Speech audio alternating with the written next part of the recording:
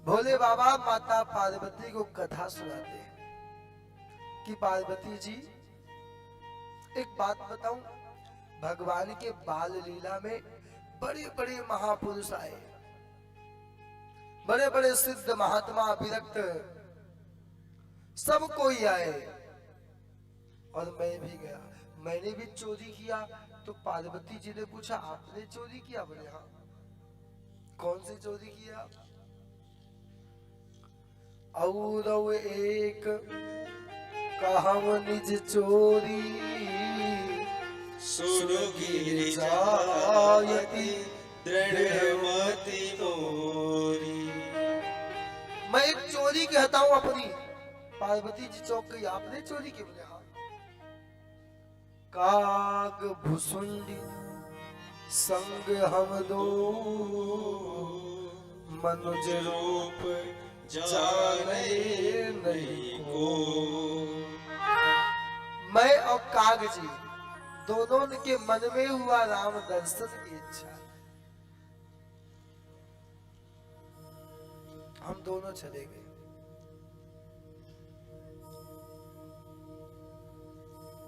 चलने लगे, बार बार जाते हैं अयोध्या के द्वार पे, लेकिन दर्शन नहीं हो पाता है। आंख में आंसू है। अब तो सरयू के किनारे बैठ गए राम जी।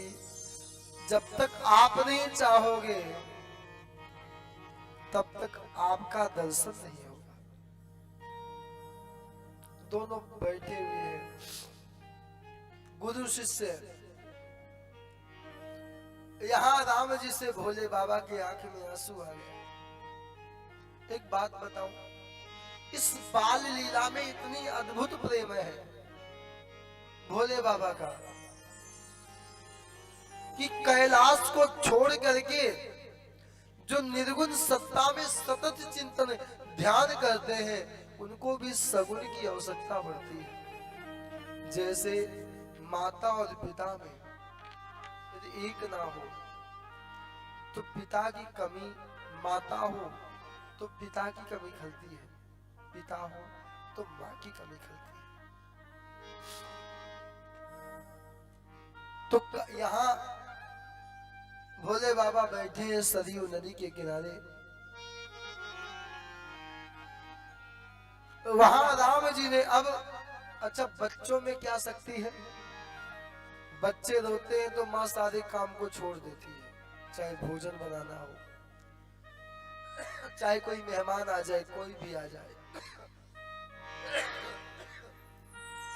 तो माँ सारे काम को त्याग करके बच्चे के पास चली जाती है। ऐसे ही अब राम जी ने कहा मेरे में एक शक्ति है भोले बाबा, जो शक्ति मैं आपको दिखाता हूं। राम जी रोने लगे। कौशल्या जी दशरथ जी से कहती देखो मेरे राम को क्या हुआ।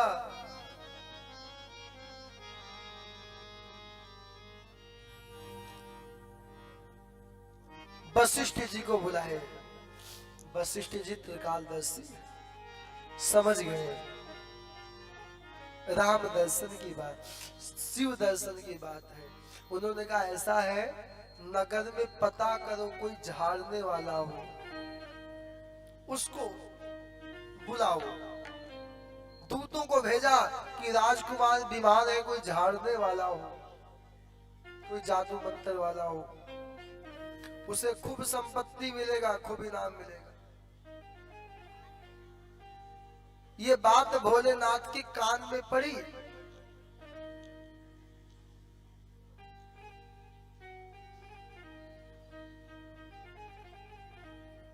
तो भोले बाबा दौड़ करके आए। बोले भैया मुझे जादू मंत्र आता है। बोला है बाबा तो सांप लिया हुआ है, और कहीं राजकुमार डर गए और ज्यादा रोने लगे तो दोनों को सरयू में स्नान करा करके दिव्य कपड़े पहनाए। और काग जी कहते हैं गुरु जी गड़बड़ नहीं होना चाहिए क्या, कहीं आप अकेले चले जाओ, मुझे लेके मत जाने दो। तो दोनों ने योजना बनाए सरयू में स्नान करते करते कहते हैं हाथ देखते हैं कागजी और भविष्यवाणी करते हैं भोले बाबा। कहते बुढ़ापा आ गया, दिखाई कम देता है।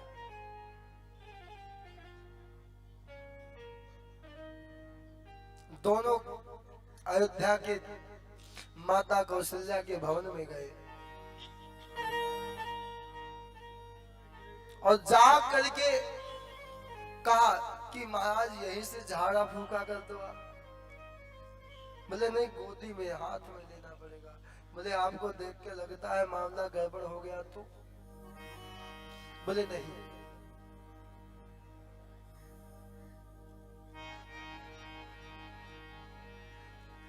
तो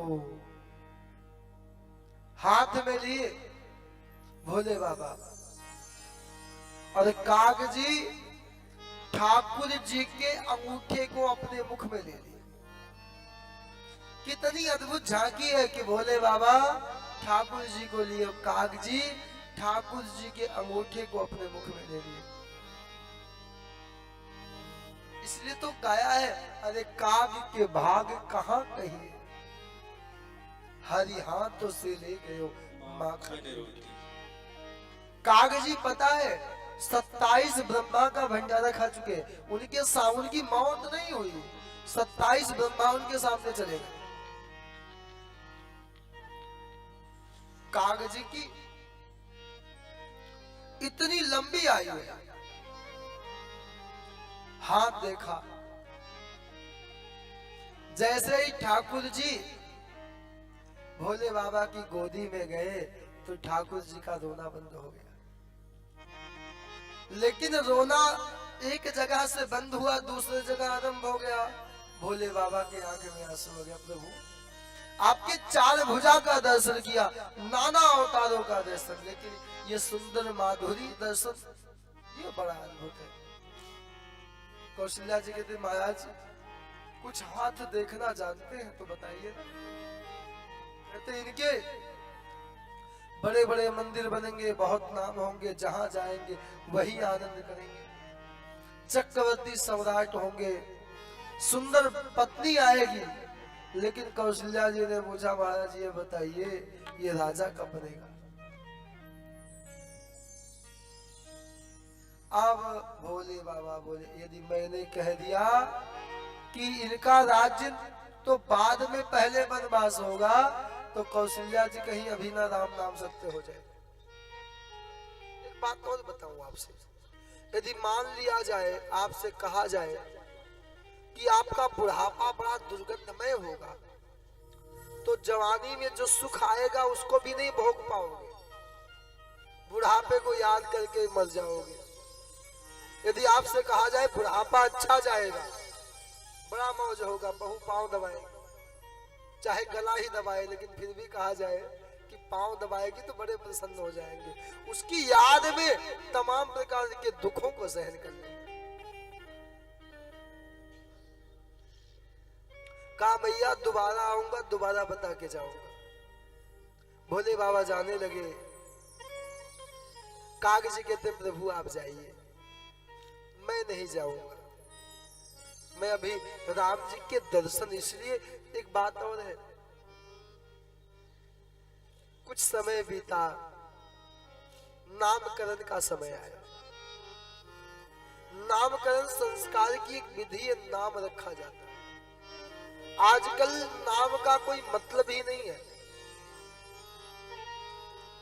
और आजकल के माँ बाप तो इतने तेज हैं, पढ़े लिखे हैं कि छोरा या बेटा या बेटी पैदा नहीं हुआ, गर्भ में है तो विचार कर लेते यदि बेटा हुआ तो ये नाम होगा और बेटी हुई तो ये नाम होगा।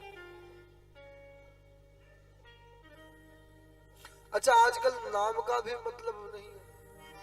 अच्छा मान लो किसी बहन का नाम स्वीटी हो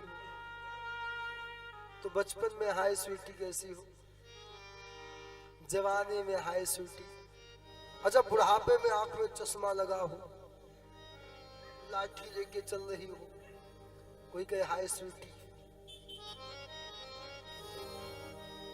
नाम ऐसा होना चाहिए जो हर एक आयु में अच्छा लगे। अच्छा मान लो किसी का नाम पप्पू हो, तो बचपन में हाय पप्पू कैसे हो, जवानी में पप्पू, अच्छा बुढ़ापे में वही दशा हो, चश्मा लगाओ राम बाबू जी की तरह। कोई कहे हाय पप्पू कैसे हो। नाम ऐसा तो हर एक अवस्था में, हर एक आयु में अच्छा लगे, नाम ऐसा होना चाहिए।